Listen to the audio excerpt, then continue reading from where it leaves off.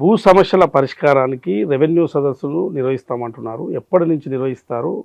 సమస్యలు ఎట్లా పరిష్కరిస్తారు? ఇప్పుడు మనం ఇంతకుముందు మాట్లాడుకున్నట్టుగా ఇప్పుడు పైలట్ జరుగుతుంది. 4 మండలాల మొదటి పైలట్ 15 రోజులు అయిపోయింది. 28 మండలాలు, జిల్లాకు ఒక మండలం పైలట్ మే నెల అంతా జరుగుతుంది. జూన్ 2 నుంచి ఆగస్టు 15 వరకు రాష్ట్ర వ్యాప్తంగా అన్ని రెవెన్యూ గ్రామాలలో రెవెన్యూ సదస్సు జరుగుతుంది. ఈ రెవెన్యూ సదస్సులో జరిగే ప్రక్రియ ఏంటంటే, ఒక 2 పేజీల దరఖాస్తు నమూనా తయారై అన్ని జిల్లాలకు పంపడం జరిగింది.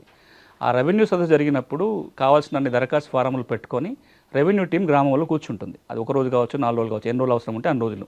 ఎవరికి సమస్య ఉన్నా వాళ్ళు వెళ్ళి ఆ అప్లికేషన్ ఫామ్ నింపితే ఆ అప్లికేషన్ ఫామ్స్ అన్నీ కూడా రెవెన్యూ అధికారులు పెట్టుకుంటారు. ప్రతి దరఖాస్తు మీద ప్రాసెస్ జరుగుతుంది. దాన్ని అధ్యయనం చేయటము, నోటీసులు ఇవ్వాల్సి వస్తే నోటీసులు ఇవ్వటము, విచారణ చేయటం చేసి ఆగస్టు 15 నాటికి అన్ని రెవెన్యూ గ్రామాలలో సమస్యల పరిష్కారం చేసి వాళ్ళ చేతిలో ఉత్తర్వుల కాపీ పెట్టాలనేది ప్రభుత్వ నిర్ణయం. ఆ ఉత్తర్వుల ఆధారంగా భూభారతిలో మార్పు కూడా వస్తుంది. ఇది ప్రక్రియ. మామూలుగా అయితే ఆన్లైన్లో దరఖాస్తు పెట్టుకోవాలి, ప్రక్రియ చేయాలి. ఇప్పుడు ఆన్లైన్లో పెట్టడం కాకుండా ఇది మాన్యువల్గా పెట్టే అవకాశం, ఎందుకంటే రైతుకి ఇది ఈజీగా ఉంటుంది కాబట్టి. రెండోది, మీరు ఆన్లైన్లో దరఖాస్తు పెట్టుకుంటే ₹1000 ఫీజు కట్టాలి. రెవెన్యూ సదస్సులలో ₹1 కట్టాల్సిన పర్లేదు. దరఖాస్తు అక్కడే ఉంటుంది, మీరు నింపొచ్చు, రెవెన్యూ అధికారి సాయం చేస్తాడు. ఊళ్ళో ఎవరో తెలిసిన వాళ్ళతో కూడా నింపించుకోవచ్చు.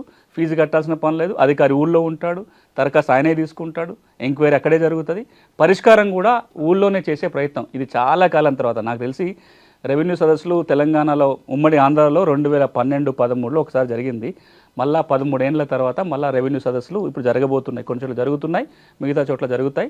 మాన్యువల్ ప్రక్రియ ద్వారా పరిష్కారం చేసి అవే భూభారతికి ఎక్కుతాయి.